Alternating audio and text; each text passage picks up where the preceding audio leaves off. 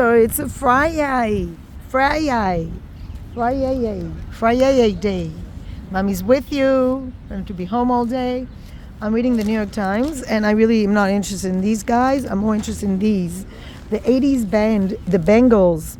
The first time Susanna Hoffs and the Pedersen sisters sang together and their voices blended, the frisson was unmistakable.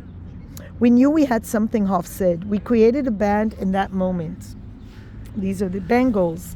Hoffs is 66. She's beamed at the memory, sitting in her kitchen on a late January afternoon, dressed in a sweater and slacks. The diminutive singer and guitarist sipped coffee, an old Margaret Keane painting hanging above her. Her airy home in Brentwood in Los Angeles is just a few blocks from where the Bangles were born, on a cool evening in early 1981 in her parents' garage. It's an overused word, but we were organic. The guitarist Vicky Peterson, 67, said, "We formed ourselves.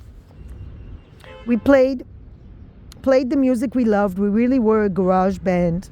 But a garage band that somehow became pop stars. The drummer Debbie Peterson, 63, noted both sisters were interviewed in video conversations. The Bangles broke big, scoring 5 top 5 hits and storming MTV with inescapable songs like Manic Monday and Eternal Flame.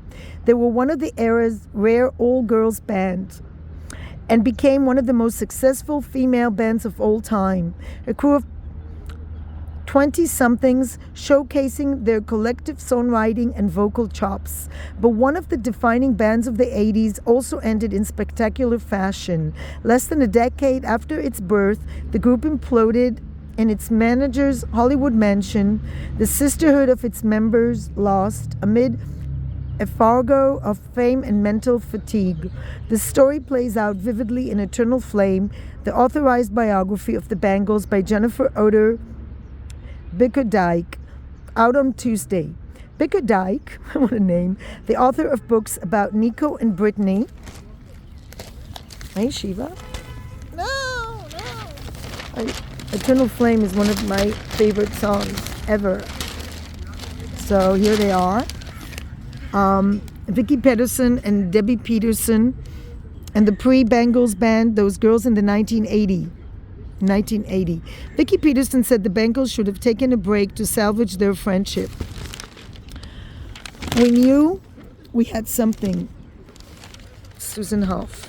So let's read more about this wonderful band. I first got exposed to them. I mean, I always heard them in that wonderful series I used to watch with my daughter when we were in contact, called, what was it called? About the mother and daughter who live in New England. Remember that? Whatever the name of that TV show was. They went to a Bengals show at one of these. Like, the mother was a lot like me. She went with her daughter to shows and stuff. They fashion a history of bygone era in the music business, one in which the outsized influence of major labels, domineering producers, and Machiavellian managers could routinely make or break a band. When I first encountered the Bangles as a kid, I thought they were powerful, in control, just ruling everything, Bickerdijk said in an interview. And what was strange, sad and shocking, was finding out just how much they had to deal with the agenda of these people surrounding them and the inherent misogyny of the music industry. It was hard to reconcile that with the image of the band that I've always had. From the time she saw the Beatles on Ed Sullivan as a 6-year-old, Vicky Peterson had been determined to start a band. Brought up middle class in the San Fernando Valley in Southern California as a teenager, Vicky, eventually joined by her younger sister Debbie, played her way through a string of fledgling rock groups. Hoff, the child of a psychoanalyst father and artist mother, was raised in a more affluent Brentwood and attended the University of California, Berkeley, before returning to Los Angeles to pursue her musical dreams. When Hoff and Peterson connected in early 1981 via an ad in a local paper, LA Recycler, it was the meeting of kindred spirits. As Debbie Peterson would write in her journal after meeting Hoff's, not only does she love the Beatles, she's into everything 60s. She loves everything about that decade, just like we do. Well, we all caught on like a house on fire. It was amazing. She plays rhythmic guitar and has a Rickenbacker, a black one. Cool, cool, cool.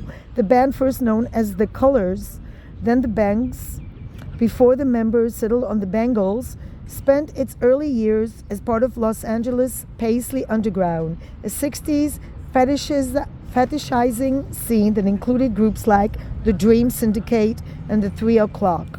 Miles Copeland, who managed the Police, signed the Bangles, who released an indie single in 1981 and an EP in 1982, before the group's original bassist Annette Zelinskas exited to pursue rockabilly music. The Bangles found its missing piece in Michael Steele, known as Mickey, who had been an early member of the Runaways, the band formed by the notoriously controlling producer Kim Fowley.